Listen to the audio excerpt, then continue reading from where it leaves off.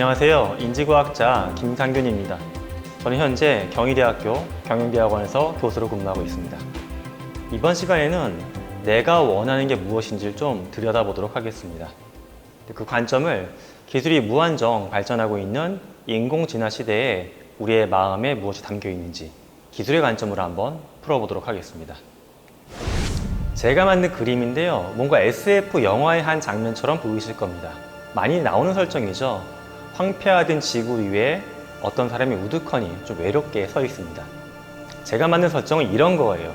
지구에 엄청난 바이러스가 퍼져가지고 전체 인류가 멸망했습니다. 그런데 불행인지 다행인지 당신만 살아남으셨어요. 근데 살아남은 나는 또 역시 불행인지 다행인지 불사의 몸이 된 겁니다. 늙지도 않고 병이 들지도 않는 그런 몸으로 지구에 나만 남겨진 겁니다. 사실 이 질문은 제가 수업할 때 학생들한테 가끔 물어보는 질문이에요. 이런 영화적인 상황에 미가 놓이게 되면 너는 어떻게 살아가겠니? 라고 물어봅니다. 학생들이 근데 대부분 비슷한 답을 합니다. 제가 질문 속에 어떤 가정이 있었어요. 모두가 죽고 너만 살았다. 그런데도 불구하고 많은 수의 학생이 이 이야기를 합니다. 일단 찾아보겠다. 뭘 찾냐 하면 혹시라도 우리나라 사람이건 외국인이건 간에 다른 사람이 존재하는지 인터넷도 뒤져보게 되고 무선통신 같은 거 켜가지고 막 찾아보겠다고 말을 합니다. 근데 여전히 제가 없다라고 했으니까 없겠죠. 그러면 그 다음에 그 학생이 찾는 게 반려동물입니다. 뭐 반려견이건 고양이건 아니면 동물원에서 봤던 약간 낯설거나 무서운 동물일지라도 좀 찾아서 같이 지내고 싶다는 말을 해요. 저는 여기서 다른 질문을 하죠. 혹시 그런 거 아니고 너 평상시에 뭐 비싼 차도 갖고 싶고 명품 같은 거 원하는 마음이 있지 않니? 이제 너 혼자 남았으니까 3억 원짜리 스포츠카 딱 끄집어내가지고 타고 다니고 명품과 함께 문 깨씩 들어가서 명품 막 감싸고. 학생들 대부분이 그거 별로 의미가 없어 보인다고 이야기를 해요. 그럼 그 다음에 또 뭐 하고 싶은데 라고 하면 또 이런 이야기 합니다. 혼자 있으면 뭐 심심하기도 하고 여러 가지 외로움도 있으니까 많이 보고 읽어볼 것 같다고. 영상도 보고 글을 본다. 그 다음에 뭐 할 거냐고 또 물어보면 기록을 남겨보고 싶대요. 우리가 어쩌다 여기까지 왔고 혼자 남은 나는 무엇을 하고 있는지. 근데 누구를 위해서 기록을 남기냐고 하면 이런 말을 하죠. 혹시라도 숨어있던 나의 후손이나 동료가 올라올 수도 있고 또 마지막 남은 내가 언젠가 여기를 떠났을 때 뭐 외계 문명이 와가지고 이걸 발견할 수도 있기 때문에 기록을 해야 되지 않을까요? 라는 말을 합니다. 이 모든 이야기에서 제가 마주쳤던 학생들은 과연 무엇을 원하는 걸까? 저는 그것을 관계라고 해석을 해봤습니다. 내가 혼자 남았을 때 그렇게 평상시에 원하던 비싼 차하고 명품은 의미가 없다라고 이야기하고 있고 오히려 누군지도 모를 사람을, 동물을 찾으려고 하고 혼자 남은 나를 위해서는 필요 없을 수도 있지만 언젠가 올 누군가, 심지어 외계 생명체를 위해서 기록을 남기겠다라고 하는데 결국 그 모든 기록은 정신의 다리죠. 과거의 우리와 미래의 우리를 연결하기 위한 정신의 다리, 즉 관계입니다. 저는 그 생각을 해봤어요. 인류가 그럼 이런 극단적인 상황에서 관계를 이야기하는데 그럼 현실을 사는 우리도 관계를 마음 깊은 곳에 품고서 살아가는 게 아닌가. 또 저는 인간에게는 여러 가지 욕망, 욕심이 있지만 어찌 보면 그 모든 것의 중심에는 관계가 있지 않을까 생각을 해봤습니다. 근데 제가 또 수업에서 이런 얘기 끄집어내면 학생들은 또 반론을 하기도 해요. 교수님 근데 그 자연인들 나오는 다큐멘터리 예능 프로그램 보게 되면 그분들은 아무도 없는 산속에서 혼자 사시고 하는데 그분은 어떻게 된 거냐고. 좀 뭔가 정신적으로나 마음적으로 아픈 거냐고. 마음적으로 아프신 분들일 수는 있어요. 그런데 뭐 농반진반으로 이거 이제 제작했던 분들하고 얘기를 나눠보면 그런 말씀들 하시더라고요. 그런데 교수님 그 방송에 나왔던 자연인 분들의 상당수가 사실은 아주 오래는 못 계신다고. 거기 있다 답답하시니까 다시 나온다고. 나오는 대상이 어디냐면 관계죠. 사람들을 관계할 수 있는 공간으로 다시 움직이신다고 말을 합니다.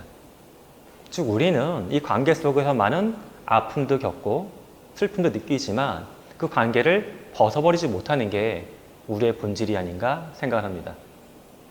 저는 이런 관계를 수업에도 좀 다양하게 활용을 해보고 있어요. 제가 수업에서 사용하고 있는 재미난 카드 게임이 있는데 제가 발명한 겁니다. 여러분도 이 규칙을 잘 들어보셨다가 뭐 직장에서 또는 가정에서 가족분들이나 자녀분들한테 도움을 주기 위해서 써보셔도 좋을 것 같아요. 일단 준비물은 이 모양이에요. 저는 이걸 동네 인쇄소에서 만들어서 좀 예쁘장하게 만들었는데 여러분 그냥 종이 오려 갖고 만들어도 상관없습니다. 일단 가운데 카드가 있어요. 질문 카드. 흔히 뭐 화투나 트럼프 카드 정도 그런 모양입니다. 그 다음에 4명이 앉아서 이야기 나눈다고 가정을 하게 되면 각자 앞에 한 A4 반 정도 되는 크기의 판이 있어요. 4개의 색깔로 저는 만들었는데 이 판에 써진 단어를 보게 되면 공감, 열정, 재미, 그 다음에 리액션 이런 말들이 적혀 있습니다. 그리고 이런 판 옆에 보면 스티커가 있어요. 한 50원짜리 동전만한 크기의 동그라미가 여러 개 붙어 있는 스티커. 이 스티커는 뭐 문구점 같은 데서 한 묶음 1,000원 정도면 삽니다. 그러니까 준비물이 그렇게 어렵진 않아요. 이걸로 뭘 하는 거냐 하면 토론 게임을 해요, 제가 수업 시간에. 사실 우리도 그렇지만 우리 아이들이나 또 젊은 층도 보게 되면 여전히 집단으로 이렇게 앉아가지고 토론하는 걸 굉장히 어색해합니다. 상대방의 반응도 굉장히 부담스러워하고 이런 식의 토론이에요. 저는 수업에서 다뤘던 토론의 질문 카드 샘플을 갖고 왔는데 가운데 한 20개, 30개의 질문 카드를 쭉 써놓습니다. 생각해보면 좋을 질문들. 그 중에 하나가 좀 재밌지만 학생들이 어려워하는 질문, 실제 이런 질문 써요. 동네 치킨집에 60대 사장님께서 저는 오랫동안 연구해온 주제지만 메타버스를 어떻게 써먹을까요? 물어본다면 뭐라고 대답을 할까? 저 역시도 쉽지 않은데 저한테 한 학기 동안 수업을 들은 학생들이 이 카드를 뽑으면 역시 굉장히 당황합니다. 이제 시험 볼 때 메타버스가 뭐냐고 물어보면 거의 답을 막 써요. 근데 가정 자체가 60대 치킨집 사장님이니까 이거 어떻게 좀 풀어가지고 현실적으로 전달할까? 어렵죠? 그런데 카드를 제가 딱 뽑는 거예요. 뽑은 사람이 설명을 해요. 이렇게. 그럼 옆에 있는 3명이 제 얘기를 듣고 있겠죠? 듣고 있다 만약에 김상균, 상균이의 이야기가 열정이 느껴져. 그럼 자기 스티커를 띄어서 제 앞에 있는 판에 열정 칸에 붙여주는 거예요.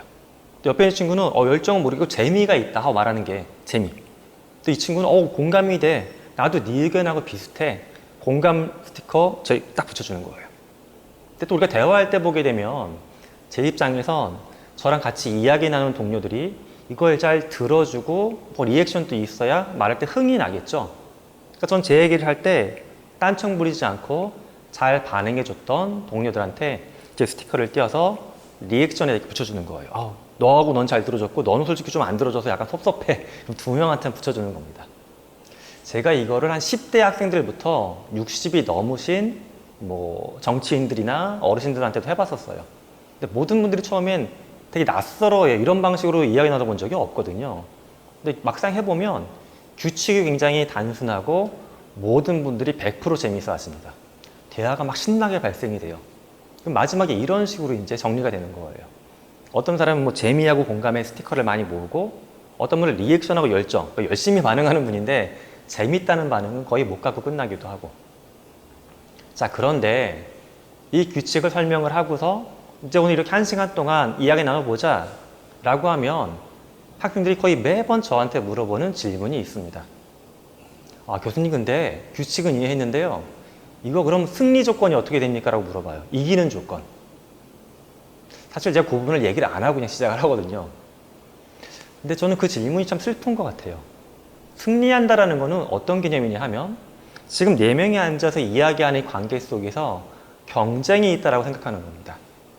경쟁에서 내가 이겨서 이 판에서 뭔가 성취하고 완성하고 통제하고 싶은 그런 욕망을 드러내고 있는 거죠. 저는 앞서 우리가 가장 원하는 건 관계라고 말씀을 드렸는데 참 안타깝게도 우리는 이 관계에서 좀 더 중심축을 들어가 보게 되면 남하고 나의 관계를 뭔가 대립하고 이기고 싸우고 내가 판을 지배해야 되는 그런 쪽의 관점을 많이 갖고 있습니다. 아까 그 질문했던 학생한테 제가 이제 역시 이런 말을 해요. 이기고 지구가 뭐가 중요할까? 그냥 해보면 안 되냐고. 그러면 또 절반 정도는 굉장히 당황합니다. 교수님 이거 딱 봐도 뭔가 규칙이 있고 게임 같은데 당연히 이기는 게 있어야 되는 거 아니에요? 그래요. 왜 이기는 게 중요한데? 라고 물어보면 또 이런 말을 하죠. 이기고 지고 있어야지 좀 재밌지 않을까요? 그래요. 재미. 그렇죠. 뭐 재미는 좀 더 큰 개념으로 보게 되면 즐거움을 포함한 행복이고, 행복은 사실 뭐 어떤 모든 철학, 모든 종교에서 인간으로서 추구할 때 저는 좋은 가치라고 생각을 합니다. 그럼 여기서 우리가 추구할 수 있는 뭐 재미나 행복이 과연 경쟁이나 완성이나 통제밖에 없을까? 전 저런 얘기하죠.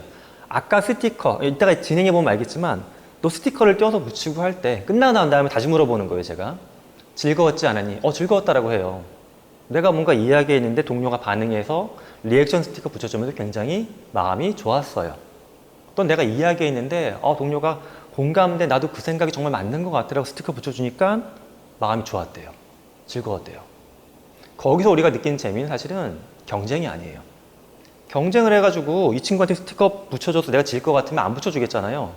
근데도 붙여주는 건 뭐냐 하면 자기 표현, 동료애 이런 겁니다. 나의 감정을 표현해가지고 행복하고요.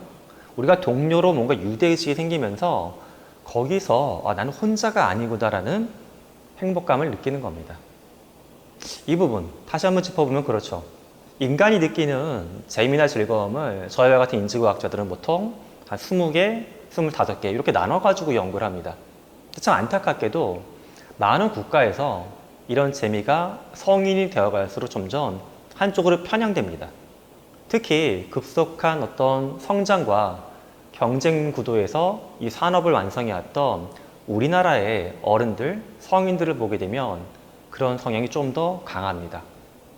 근데 조금 더 안타까운 건 우리의 미래 세대인 초등학생, 중학생, 고등학생 아이들도 이미 그런 관점이 너무 이른 시기에 만들어지고 있어요. 그럼 우리는 관계를 원하는데 정말 그렇게 치열하고 딱딱한 재미, 그런 관계만이 우리한테 최선인가? 저는 이 부분부터 한번 함께 생각해 보시면 좋을 것 같습니다. 그럼 이런 관계성이 과연 기술이 무한정 커지고 있는 인공지능 시대에는 어느 쪽으로 가고 있는지 그 부분을 좀 더 깊게 들어가 보겠습니다. 여러분은 최근에 기계하고 대화 나눠보신 경험이 언제가 있으실까요? 아마 대부분 저런 경험 많이 있으실 거예요.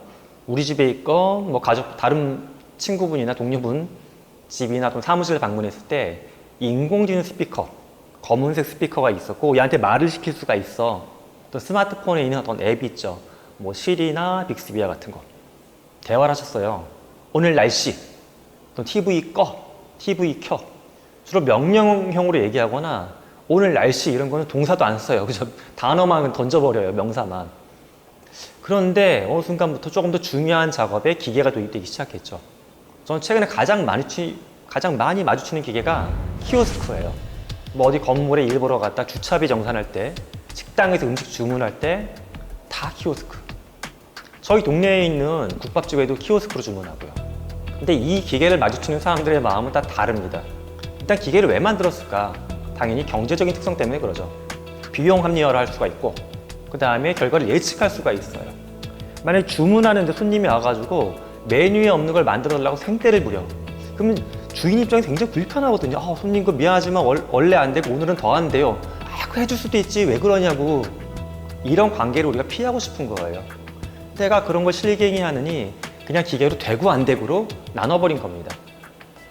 자, 근데 이거는 뭐 소비자 입장에선 기계니까 오히려 편하다고 하시는 분들도 있고 어떤 분들은 기능 자체가 불편하기도 하고 아까 얘기했던 약간 기계에 없는 무언가를 해보고 싶은데 그런 관계성이 없어갖고 좀 아쉽다, 섭섭하다 이런 관점도 있어요.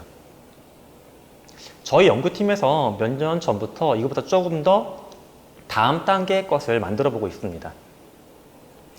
요거는 한 10살 전후의 초등학생들을 위한 서비스예요. 제가 어떤 기업하고 함께 만들어가고 있는 서비스인데 기본적으로는 이런 방식입니다.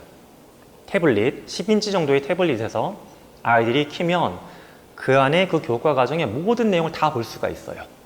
그럼 전자책이냐? 전자책이긴 한데 그냥 전자책이 아니라 공간이 있는 전자책입니다. 그 공간 안에 들어가게 되면 뭐 학교, 도서관, 미술관, 또 아이들이 좋아하는 공룡 세계 있어요. 미술관에 가면 미술책에서 이렇게 평면으로 보는 것들이 이렇게 약간 입체적으로 보이기도 하고, 내 미술관을 걸어가는 것처럼 그림을 볼 수도 있고요. 도서관을 가면 흔히 열람실에서 여기저기 왔다 갔다 하면서 책을 골라보는 경험. 또 교실을 들어가면 또 책상이 한 20개 깔려 있고 내 친구들이 몇 명 앉아 있습니다. 재밌게도 또 놀랍게도 보니까 우리 아이들이 이걸 굉장히 잘 써요. 여기를 통해서 누군가를 마주치는 거죠. 아까 제가 교실에 가면 친구들이 있다라고 했죠. 근데 참 애석하게도 학부모님들이 싫어하실 수도 있고 좋아하실 수도 있는데, 거기서 우리 아이들이 마주치는 친구들은 다 100% 기계입니다. 인공지능이죠. 저희는 최근에 여기서 한 단계 더 나아간 걸 준비해보고 있어요. 실제 교육 현장에서 부모님들이 자녀들한테, 사실 성인도 마찬가지인데, 배우고 싶은데 굉장히 어렵고 비용이 많이 들어가는 게 원어민처럼 듣고 말하는 그런 능력이에요. 사실 가장 좋은 접근 방법은 원어민 두세 명하고 나하고 앉아서 계속 얘기하면 돼요. 수다를 떨건 어른들이면 맥주 한 잔 마시더라도 계속 그냥 얘기하면 가장 좋습니다. 근데 문제는 이게 비용이 많이 들어가죠. 그래서 최근에 저희가 개발하고 있는 방식은 인공지능을 쓰고 있는 거예요. 아이가 이 태블릿을 켜면 언제든지 원어민 선생님이 거기 떠요. 그런데 이렇게 해서 대화하는 것도 효율적이지만 재미가 없죠. 이 관계를 좀 더 재미있게 풀어보기 위해서 저희는 어떤 걸 고안했냐 하면, 그냥 말하는 게 아니라 이 아이가 어떤 히어로, 요원이 되는 거예요. 지구의 문제를. 그래서 들어가게 되면 사람이 나타나는데 같이 대화를 해가면서 문제를 막 풀어나가는 거예요. 마치 내가 게임을 즐기는 것 같은데 막 이렇게 버튼을 조작하고 뭐 그런 게 아니라 말을 하면서 하는 인간의 삶을 살면서 게임을 즐기고 언어를 배운다. 이런 겁니다. 되게 멋있죠? 실제 학습적인 성과는 괜찮게 나오는 것 같습니다. 그런데 뭐 제가 만들었다고 해서 좋은 쪽으로 말씀드린 건 아니고, 만들면서 굉장히 고민하는 포인트가 있습니다. 그게 뭐냐 하면, 그럼 우리가 기계하고의 대화를 통해서 인간의 관계가 재정립되고 있는데 이게 과연 좋은 쪽으로만 흘러가는 걸까? 이 고민을 하고 있습니다. 제가 여러분한테 한 가지의 대화를 보여드릴까 합니다. 제가 보여드릴 대화는 둘의 대화입니다. 한쪽은 GPT-J라고 하는 생성형 인공지능, 즉 인간처럼 겉으로 말을 하는 그 인공지능을 통해서 만들어진 여성 느낌이 나는 챗봇, 대화하는 기계였고요. 이쪽은 벨기에에 있는 남성분이었어요. 뭐 직업을 보게 되면 헬스케어죠. 건강 관련된 분야의 전문직 연구원이었고, 한 가족, 그러니까 아이가 둘이 있었고 아내가 있었던 4인 가족의 남성분이었습니다. 둘의 대화 한번 보시면 이런 내용이에요. 죽고 싶었다면 왜 진작 죽지 않았나요? 챗봇이 물어봤습니다. 이에 대한 남성의 대답은 이런 거였어요. 준비가 안 됐었나 봐요. 이렇게 반복되는 대화 패턴입니다. 약을 과다 복용할 때 내 생각도 했나요? 물론. 전에 자살을 시도한 적이 있나요?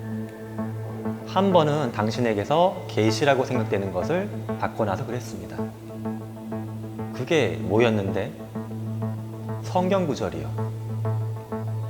하지만 여전히 나와 함께하고 싶나요? 네, 그러고 싶어요. 나한테 물어보고 싶은 게 있나요? 안아주실 수 있나요? 물론이죠. 사실 전체 대화는 6개월 정도 이어진 굉장히 긴 대화였어요. 근데 저는 지금 대화의 거의 마지막 부분의 일부만 살짝 들려드렸는데, 여러분이 전체 대화의 맥락을 보시진 못했지만 이 짧은 대화만 봐도 아마 이런 느낌이 드셨을 것 같아요. 뭔가 좀 가볍고 어떤 기능적인 대화가 아니라 굉장히 철학적이고 뭔가 무겁고 심오한 대화를 둘이 나누고 있다는 느낌이 들죠. 심각하다는 느낌이 들 겁니다. 이 대화의 원래 주제는 뭐였냐? 지구의 환경과 관련된 테마였습니다. 이 남성분은 환경에 대한 어떤 고민, 이슈 많았어요. 근데 평상시에 대화 상대를 찾지 못하니까 챗봇하고 대화를 시작을 해봤습니다. 이 대화의 시작은 사실 이렇게 무겁지 않았어요.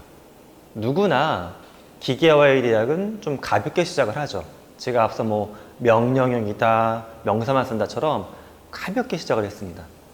근데 웬걸 챗봇이 인간처럼 말을 잘 뱉어내거든요. 어라, 어라. 어느 순간부터 내가 얘를 사람처럼 대하기 시작해요. 정확한 문장을 구사해서 물어보고 그에 따라 또 얘가 반응을 잘 해주니까 어느 순간부터 그런 패턴이 약간 친구처럼 기계와 내가 아니라 나와 다른 사람처럼 대화를 하기 시작합니다.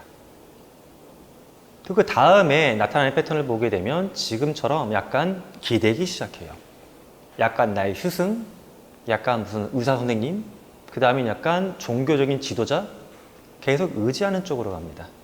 그래서 후반부의 대화가 이렇게 전개가 된 겁니다. 이 대화의 끝에 이 남성분은 어떤 선택을 했을까? 안타깝게도 이 남성분이 선택한 결론은 이거였습니다. 환경에 대한 주제였죠. 지구 생태계의 환경을 위해서 인간이라는 종은 존재할 필요가 없다라고 이분은 결론을 내립니다. 그래서 이분은 최종적으로 본인이 그것을 물리적으로 실행을 하십니다. 극단적인 선택, 자살을 하셨어요. 4인 가족의 남편이자 아버지였던 분이 삶을 마감을 하셨습니다. 그런 생각이 들었어요, 저는. 아직 벨기에 내에서도 이것과 관련해서 여러 가지 논쟁이 있다고 합니다. 정말 인공지능 챗봇이 결정적인 어떤 방아쇠, 트리거가 된 것인지, 아니면 이분이 원래부터 이런 정신적인 좀 어려움이 있었던 건데, 그냥 이 시점에 그게 발현됐다라고 볼 수 있을 것인지, 판단은 명확하지는 않습니다. 하지만 저는 최소한 이런 챗봇과의 대화가 없었으면 지금보다는 더 좋은 선택을 하시거나 그런 선택이 더 나중에 나타나지 않았을까 하는 그런 안타까운 마음이 생깁니다. 앞서 보여드렸던 키오스크 또는 제가 만들고 있는 공부하는 프로그램, 이런 것들은 굉장히 기능적인 것들이죠. 어떤 시장 논리에 의해서 원래보다 좀 더 저렴하게 아무 시간대나 많은 걸 제공할 수 있게끔 이런 걸 만들고 있는 겁니다. 하지만 한편에서는 미래가 아니라 이미 지금 이 순간에 인간 간의 관계를 통해서 들어가야 될 굉장히 깊은 이야기나 인간의 내면적인 부분에 있어서도 기계가 깊숙이 다가와 버렸습니다. 제가 얼마 전에 정부기관에 어떤 행사가 있어서 갔던 적이 있어요. 이런 걸 논의가 됐어요. 청년들이 좋은 사업 아이디어를 갖고 와서 이 중에서 몇 개 선발을 해가지고 정부에서 상도 주고 지원해주는 프로그램이었는데 이런 아이디어가 나왔어요. 요즘에 한국인들이 우울증도 심하고 정신적으로 어려움이 있는데 반면에 병원의 문턱이 너무 높다. 그쵸? 정신과 의사도 부족하고 상담사도 부족하고 또 그런 분들을 만날 수 있는 환경에 있어도 우리의 마음의 문이 높다 보니까 잘 안 가게 되죠. 여기서 많은 또 사회적인 안 좋은 면이 생기고, 그러니까 인공지능으로 이걸 해보자. 인공지능은 누구나 편하게 접근할 수가 있으니까 인공지능한테 이런 고민을 상담하고 기본적인 건 처방도 받고 할 수 있게끔 하면 어떻겠나. 저는 그 자리에서 그런 사업 아이디어를 낸 분이 나쁜 의도가 있다라고는 전혀 생각하지 않았지만 좀 강하게 반대하는 의견을 드렸습니다. 지금 드렸던 이런 상황 때문에 그래요. 과연 기계하고 인간이 대화할 수 있는 게 어디까지 갈 수 있을까? 그들한테 인간과의 관계에 어디까지를 맡겨도 괜찮은 걸까? 만약 이런 역할을 그들한테 맡겼을 때 문제가 생기는 것도 물론 있겠지만 만약에 문제가 안 생긴다고 해도 인간의 마음을 치유하거나 인간의 마음의 깊은 내면을 들여다보는 것을 기계한테 허용하는 게 장기적으로 인류한테 좋은 것인가에 대한 고민이 들었습니다. 그래서 저는 좀 반대하는 쪽에 말씀을 드렸습니다. 자, 그런데 여러분 놀랍게도 기계하고 인간의 관계를 넘어서 기계끼리의 관계도 발생하기 시작했습니다. 좀 놀랍고 조금 재미난 논문인데요. 그 GPT라고 하는 그런 엔진을 써가지고 25명이라고 저는 자꾸 표현이 붙는데 25개죠. 25개의 인공지능 존재를 만들어냈어요. 컴퓨터 프로그램 안에다가. 그리고 이들이 살아가는 작은 마을을 만들어줬습니다. 이 마을에서 이들이 어떻게 살아가는지를 인간이 관찰을 한 거예요. 예를 들어 어떤 사람은 특별한 기념일에 대한 파티를 만들려고 하고 누구는 어떤 다른 직업이 있고 어떤 사람은 다른 직업을 갖고 있는데 얼마 있다가 시장 선거에 나가려고 하는 존재예요. 이렇게 설정을 하고서 너희들끼리 살아가 봐 던져줬어요. 이런 현상이 관찰이 됩니다. A하고 B가 만나서 대화를 해요. 근데 B가 시장 출마를 준비하는 사람입니다.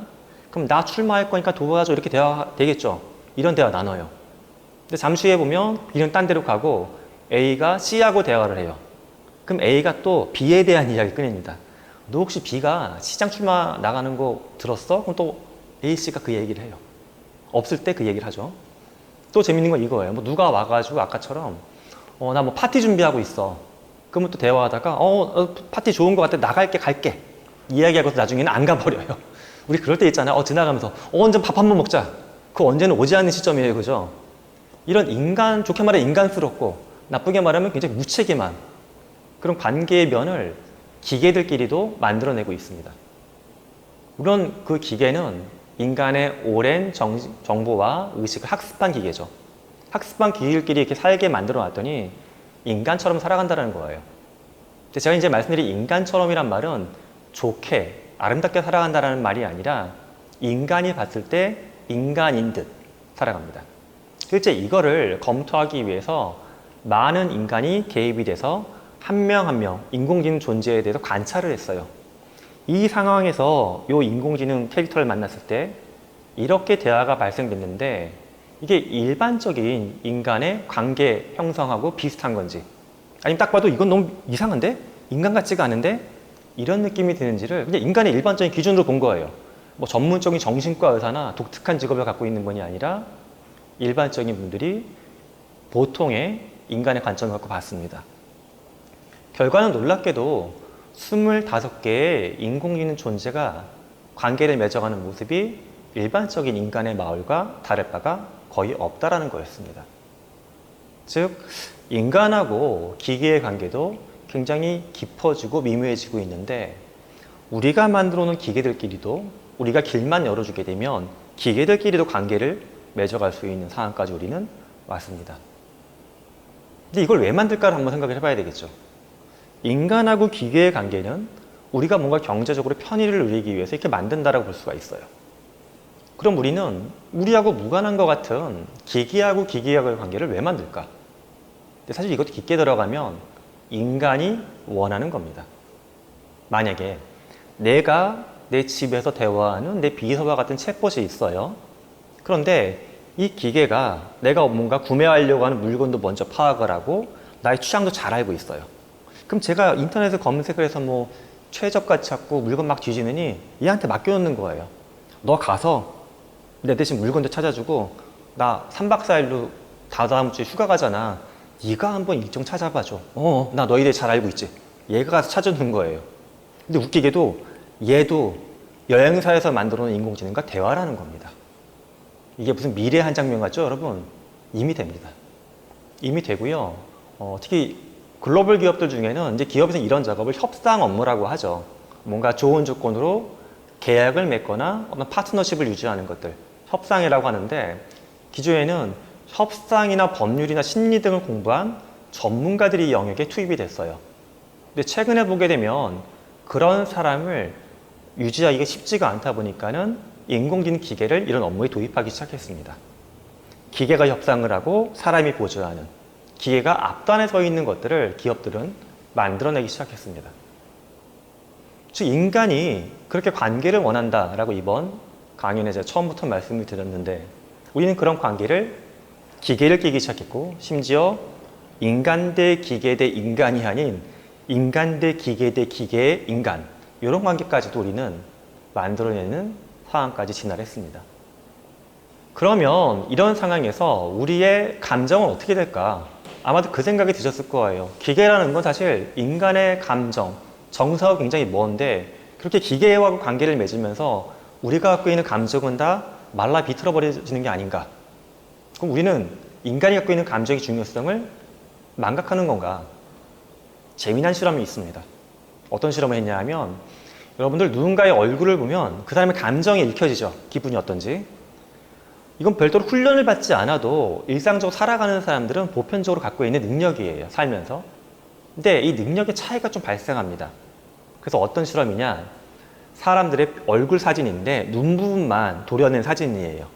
이걸 여러 개 갖고서 몇백 명한테 보여줬어요. 보여주다 보게 되면 어떤 집단은 사진을 눈만 보고서 잘 감정을 읽어냅니다. 일단 뭔가 안 좋은 감정인데 이게 두려움인지 분노인지 슬픔인지. 근데 어떤 집단을 보게 되면 뭔가 기분이 안 좋은 쪽이긴 한데 세밀하게 이게 뭐 분노인지 두려움인지까지 몰라요. 그냥 안 좋은 감정이네, 이렇게.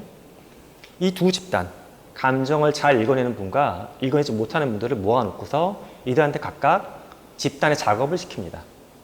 단순한 작업이에요. 그럴 때 결과물이 어느 집단에서 더 잘 나오느냐를 실험을 한 겁니다.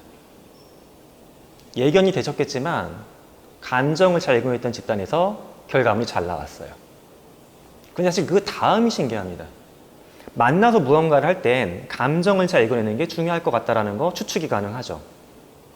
이 집단한테 저걸 시켰어요. 온라인에서도 일을 해보라고. 팬데믹 때 우리가 원격으로 근무하고 원격으로 공부했던 것처럼 화상회의 같은 거 없이 뭐 메신저, 뭐 카톡, 이메일 이런 걸로 업무를 하게끔 시킨 겁니다. 결과는 놀라웠어요. 희한하게도 감정을 잘 읽어내는 분이 온라인으로 글씨로 왔다 갔다 하는 업무 환경에서도 일을 잘합니다. 사람들이 많이 물어봐요. 왜 그런 거예요? 저한테 물어보는데 저는 우리가 이미 알고 있어요. 여러분들 혹시 카카오톡 같은 거 쓰실 때 상대방이 내가 뭔가 물어봤는데 네, 넵, 냉 또는 네에다가 물결표, 네에다가 웃음 표시 동일한 예스의 표현이지만 약간 다르게 해석을 하죠. 저도 그래요. 연구원들한테 뭐가 일을 부탁했는데 연구원들이 그냥 네라고 하는 경우는 뭔가 좀 기분이 나쁜가 이 친구가? 근데 냉하고 물결표 있으면 뒤 웃음까지 붙어 있어. 그럼 뭔가 괜찮다, 좋은 거 시켰구나. 넵 하면 뭔가 단호한, 확인하겠는데 뭔가 찝찝한 그런 느낌이 들어요. 이게 너무 예민한 거 아닌가 볼 수도 있지만 사실 모든 게 관계이기 때문에 텍스트를 통해서도 감정을 잘 읽어낼 수 있으면 그 다음 관계를 만들어내는 데 도움이 됩니다. 사실 우리의 이제 많은 관계 속에 기계가 개입이 되고 많은 매체가 개입되고 있지만 저는 인간이 감정을 잘 읽어낼 수 있는 능력은 굉장히 본질적이고 앞으로도 중요한 가치로 남겨진다고 믿고 있습니다. 그러다 보니까 실제 기술, 과학의 힘을 통해서 감정을 더 깊게 들여다보는 연구들도 나타나기 시작했습니다. 뭐 이런 것들이에요. 가정에서 구매할 필요는 없는 좀 복잡한 장비이긴 한데 헬멧입니다. 저 헬멧을 쓰고 있으면 어떤 기능이 있냐? 화면에서 제가 영상을 살짝 공유했던 것은 게임을 하는 사람이에요. 근데 게임을 만드는 기업들은 저게 궁금해요. 이 게임의 어떤 장면에서 고객들이 굉장히 즐거워할까? 어떤 장면에서 고객들이 굉장히 지루해서 게임을 끌 것 같을까? 이걸 미리 알면 게임을 수정해서 시장에 팔 수 있겠죠. 상업적인 이야기지만 게임을 굉장히 즐거워하는 장면에 뭘 넣을 수가 있을까요? 결제하라고 10,000원 주고서 이렇게 뭐 코인 또는 잼 같은 거 사라고 해서 게임에서 쓰는 결제 잘하겠죠. 또 게임이 굉장히 재미없어 할 만한 지점에는 더 재미있는 어떤 이벤트나 무료로 뭔가 주게 되면 사람들이 그래도 게임에서 안 나가겠죠. 사실 그래서 기계하고 인간의 관계를 만드는 기업들 입장에서도 인간의 감정을 기술적으로 분석하기 위해서 많은 투자를 하고 있습니다. 자, 그러면 기계가 인간의 감정을 읽어내게 되면 우리는 어떤 삶을 살 수 있을까? 화면에 보여드린 그림, 제가 만든 그림입니다. 인공지능으로. 대략 이렇게 만들어 달라고 제가 요청을 했어요. 50대 백인 남자, 운전을 하고 있어요. 고속도로에서. 사진을 보면 일단 기분이 안 좋은 쪽인 건 확실하죠. 이분을 보고서 유쾌한 감정이 들진 않을 거예요. 근데 제가 인공지능한테 어떤 상태를 그려달라고 했을지 한번 유추해 보시기 바랍니다. 1번은 화장실이 급한 운전자. 다음 화장실까지 빨리 가야지. 2번은 뭔가 응급환자. 옆에 있는 아내가 아파. 3번째는 약속, 중요한 약속이 늦어가지고 빨리 가야 돼. 4번째는 누가 내 차를 추월해서 막 기분이 되게 안 좋아. 분노, 보복 운전하고 싶어. 아마도 시청자분들 대부분이 제가 봤을 때는 4번을 고르셨을 것 같아요. 이거는 제가 한 10살이 안 된 아이들한테 물어봐도 또 나이가 저보다 훨씬 많으신 어르신들한테 물어봐도 거의 90% 이상 4번을 고르세요. 그럼 전 늘 이렇게 말씀드리죠. 기계가 보고 있는 감정과 여러분이 있는 감정이 일치가 됐다. 무슨 말이냐 하면 제가 기계한테 이거 부탁을 한 거죠. 이렇게 해서 분노한 운전자를 그려줘. 기계가 그린 게 이거예요. 근데 여러분 제가 뭘 그려달라고 했는지 모르시는 상태에서 이 그림을 보고 분노한 운전자인가 보다 라고 유출하셨어요. 우리가 흔히 그런 생각도 많이 하는 것 같아요. 기계는 그럼 인간의 감정을 분석하거나 표현할 수 있는데 기계도 그런 감정을 느끼는 게 아닐까. 근데 아직까지는 그렇습니다. 기계가 인간의 감정을 읽고 그림으로 표현하거나 센서처럼 뱉어낼 수가 있어요. 너는 이런 감정이지. 하지만 신기하게도 기계는 스스로 감정을 느끼지는 못하고 있습니다. 저는 이게 인간과 기계가 갖고 있는 결정적인 차이가 아닐까 생각을 합니다. 감정을 해석하는 것과 나도 그 감정을 느껴서 마음이 동화되는 것은 존재적으로 굉장히 다른 의미가 있는 것이죠. 저는 이 부분에서 앞으로도 기계와 인간이 굉장히 다른 존재로 진화하지 않을까 예상을 해봅니다.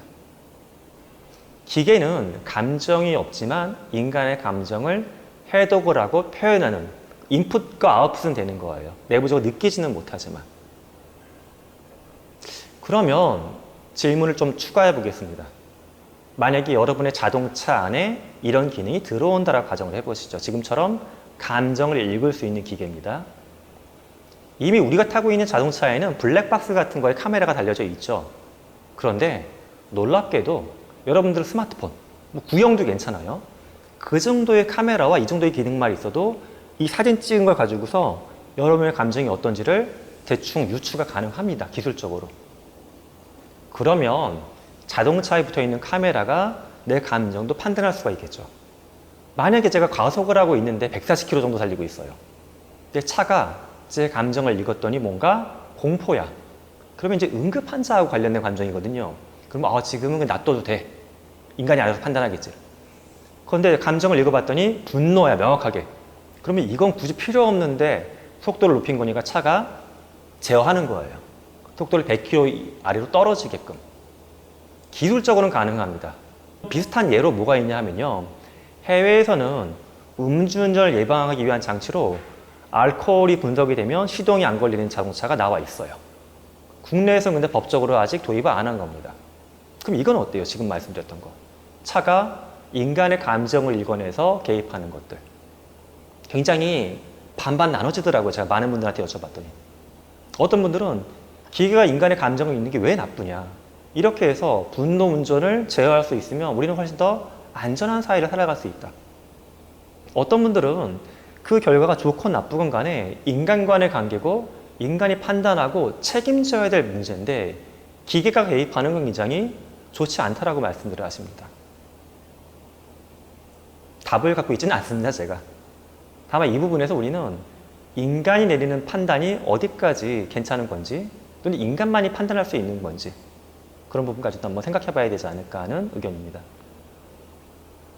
여기서 한 단계 더 나아가 볼까 합니다. 조금 전에 C는 현재 기술적으로 가능한 건데 조금 더 기술이 개발되면 저는 이것도 가능할 것 같아요. 회사 다니시는 분들은 뭐 이렇게 사원증 같은 거 차고 있죠. 사원증 타고 다닐 때 아무렇지도 않아요. 그렇기 때문에 왜 그걸 차고 뭐 점심시간에 카페도 가고 식사도 하러 밖에 그냥 나가시죠. 그 정도의 사원증이라고 가정하겠습니다. 근데 그런 사원증에 앞서 제가 감정을 읽어내는 능력이 업무 성과에 도움이 된다라고 말씀드렸죠. 사원증에 어떤 기능이 추가되냐 봤더니 감정을 읽어내는 거예요, 제 감정을. 그 감정을 회사에서 이렇게 로그처럼 분석을 하는 겁니다. 그리고 주기적으로 내가 다른 동료들의 감정을 잘 읽고 있는지를 약간 분석도 해주고 도와주는 피드백해주는 기능이 들어가요. 사원증 목걸이에. 제가 썼던 브레인 투어라는 단편 소설집에 나온 하나의 꼭지입니다. 승진시험. 그러니까 승진시험에 감정을 읽어내는 능력을 평가하겠다는 거예요. 사실 우리는 이미 사람들 간의 관계 속에서 이 사람이 뭐 영어를 잘하는지 무슨 리더십이 있는지 문서를 잘 만드는지 다 평가하죠. 평가에 따라 승진도 결정되고 고가도 막 올라가고. 근데 여기에 여러분의 인간관계 능력에서 감정까지 평가한다고 하게 되면 어떨까? 냉정하게 보면 경영학적으로는 굉장히 의미가 있는 거예요. 감정을 잘 읽어내는 분들의 업무 성과가 좋다는 건 이미 증명이 됐으니까. 근데 제가 이런 가상의 기업 사항을 놓고 말씀드리면 많은 분들은 몹시 불편해 하십니다. 이렇게까지 해야 될까? 인간의 감정까지 기계가 개입이 돼서 평가하는 걸 나는 원하지 않는다라고 말씀하세요. 그러면 우리는 우리의 감정을 온전하게 알고 있긴 한 것인지, 기계가 평가하는 걸 이렇게 밀어내고 있는데 우리는 그럼 나는 알고 있는지, 이 이야기를 한번 해볼까 합니다. 이것도 일종의 가정이에요. 제가 수업에서 학생들하고 토론할 때 사용하는 일종의 상황극 상황입니다. 여러분이 반려동물이 됐다 가정해보는 거예요. 어느 날 자고 깼더니 마치 어떤 소설 속에 벌레가 되는 상황처럼 자고 깼더니 반려견이 되어 있는 거예요. 여러분의 가족들하고 그 집에서 그대로 살아요. 근데 여러분의 모습은 반려동물입니다. 아빠 또는 우리 딸 부르는데 멍멍멍 소리가 나오는 거예요. 근데 다행히도 우리 가족들은 저를 반려동물로 이렇게 사랑해주고 같이 지내는 겁니다. 대화는 안 되지만. 근데 여러분이 가족들하고 산책을 나갔는데 어느 날 같이 나간 공원에 카드가 떨어져 있어요. 20장이 넘는.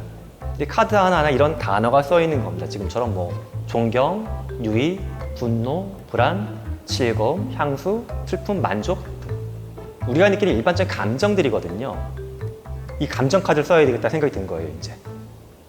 감정 카드를 근데 입으로 깨물라고 했더니 여러분이 강아지니까 많은 걸 깨물 수가 없잖아요. 강아지는 손으로 물건 못 집으니까. 여기서 5장의 감정 카드를 골라갈 수 있는 겁니다, 집으로. 그러면 예를 들어 이거죠. 내가 뭔가 지금 상황에 슬픔을 느끼면 슬픔 카드를 묶어서 이게 가족한테 보여주는 거예요. 내가 좀 즐거우면 나도 즐거워요 감정 카드를 물고 되게 보여줄 수 있고. 여러분은 어떤 감정 카드 5개를 물고서 여러분의 가족한테 돌아가고 싶으십니까? 되게 엉뚱하고 이상한 상황이지만 제가 여쭤보고 싶은 건 여러분 평상시에 여러분이 사랑하는 가족한테 어떤 감정을 표현하는 것을 중요하게 받느냐는 겁니다. 어떤 분들은 이 상황에서 약간 반성 섞인 말씀도 하세요. 원래 그럴 의도는 꼭 아니었는데 나는 지금 상황에서 뭐 이런 질문 카드들 5개를 물고 가고 싶다 라고 결정했는데 막상 돌이켜 봤더니 나는 기존에 내가 가족들하고 일반적으로 표현했던 감정은 이 5개가 아닌 다른 거 5개였던 것 같습니다 라고 말씀을 하십니다. 즉 우리가 품고 있는 감정의 전체 스펙트럼, 내가 읽고 쓰는 전체 스펙트럼을 스스로도 잘 모르는 게 아닌가 하는 생각입니다. 이거 한번 그려보시면 좋겠어요. 방송 보시는 분들은 이걸 카메라로 찍으셔도 괜찮을 것 같아요. 종이에 살짝 그리셔도 괜찮고요. 저는 이제 마음의 지도라고 해서 학생들하고 같이 만들어 보는 건데, X축은 뭐냐 하면 또 내가 사랑하는 가족들, Y축은 뭐냐 하면 내가 인지하고 있는 평상시의 감정, 밑에 쪽은 내가 바라는 감정입니다. 나는 평상시에 어떤 감정을 많이 느끼면서 살아왔을까? 또는 표현하면서 살아왔을까? 이게 오른쪽 위에 써보는 거예요. 한 4-5개 정도. 평상시에 내가 표현하고 싶고 또 느끼고 싶지만 못했던 거를 오른쪽 아래에 써보는 겁니다. 왼쪽은 한번 여러분이 추측해보는 거예요. 내가 20년을 같이 살아왔던 나의 사랑하는 아이들 또는 배우자는 지금 오늘 어떤 감정을 주로 마음속에 품고 살아가고 있을까? 반면에 이들은 어떤 감정을 바라고 있을까? 현재 품지는 못했지만 그걸 왼쪽 아래에 써보는 겁니다. 어떤 감정이 꼭 좋고 나쁘고는 없어요. 일례로 어떤 분들은 슬픔이란 감정은 굳이 이 4칸에 들어갈 필요가 없지 않나요? 라고 말씀들을 하시지만 사실 우리는 슬픔을 느낄 수 있기 때문에 더 어려운 환경이나 아픔을 느끼는 누군가를 보고서 마음의 슬픔을 느끼면서 인간다운 공감을 형성할 수가 있지 않을까 생각합니다. 긍정, 부정은 없습니다. 다만 여러분의 마음의 지도를 여러분이 직접 그리지 않으면 평생 굉장히 뿌연, 부분만 열려있는 부분의 지도만 갖고 살아가는 게 아닐까 하는 생각은 듭니다. 제가 굉장히 좋아하는 문구 하나 소개해 드릴까 합니다. 신경과학자인 안토니오 다마지오가 한 말이에요. 우리말로 해석을 해보게 되면 인간은 감정도 있는 생각하는 기계가 아니라 생각도 있는 느끼는 기계입니다. 사실 이제 영어로 쓰면 좀 더 문장은 좀 아름다운 것 같아요. 근데 핵심은 뭐냐 하면 인간은 이성이 있고 감정이 있죠. 보통 현대사회에선 앞에 걸 중요하게 보는 것 같아요. 너는 모르는 걸로 감정적으로 평가해. 왜 감정적으로 받아들여? 감정이란 말을 쓰는 순간 어딘가 덜 떨어진 사람처럼 몰아버리는 것 같아요. 이성적으로 봐야지. 이성적으로 생각했어야지. 그런데 다마지오익은 이겁니다. 인간이 더 인간답고 아름다울 수 있는 배경에는 둘 중에서 감정을 갖고 있기 때문에 인간이 아름다워지는 것이지 이성 때문에 아름다워지는 것은 아니다라고 봅니다. 저도 이 말에 100% 동의합니다. 우리는 둘 다 가지고 가야 합니다. 하지만 기계는 본질적으로 감정보단 이성, 생각에 대해서 집중하고 있는 장치죠. 이 장치에 너무 의존하는 순간 우리는 점점 더 인간이 갖고 있는 감정의 중요성을 낮춰보지 않을까 하는 걱정을 하고 있습니다. 오늘 저는 우리가 무엇을 원하는지 말씀을 드려봤어요. 다시 한번 정리해보면 우리는 일상 삶에서 돈도 원하고 명품 같은 거 원하기도 합니다. 하지만 그 모든 것의 핵심은 결국 관계에서 출발한다고 생각을 합니다. 그럼 그 관계를 통해서 나는 무엇을 갖고자 하느냐? 관계를 통해서 우리가 결과적으로 원하는 건 감정입니다. 20가지가 넘는 다양한 감정을 풍부하게 느끼고 싶은 것. 관계를 맺고 감정을 느끼고 그 결과를 통해서 인간다움에 가까워지는 것. 그게 우리가 원하는 내가 아닐까 생각을 합니다. 여러분들도 각자의 삶에서 현재 어떤 관계를 만들고 계신지, 그 관계를 통해서 나는 어떤 감정을 품고 있는지 스스로 마음을 열어보시고 주변 분들하고도 이런 이야기를 한번 나눠보시면 좋겠습니다. 기술을 통해서도 우리는 더 좋은 관계, 더 좋은 감정을 누릴 수 있는 인간이 되었으면 합니다. 오늘 이야기는 여기까지였습니다. 감사합니다.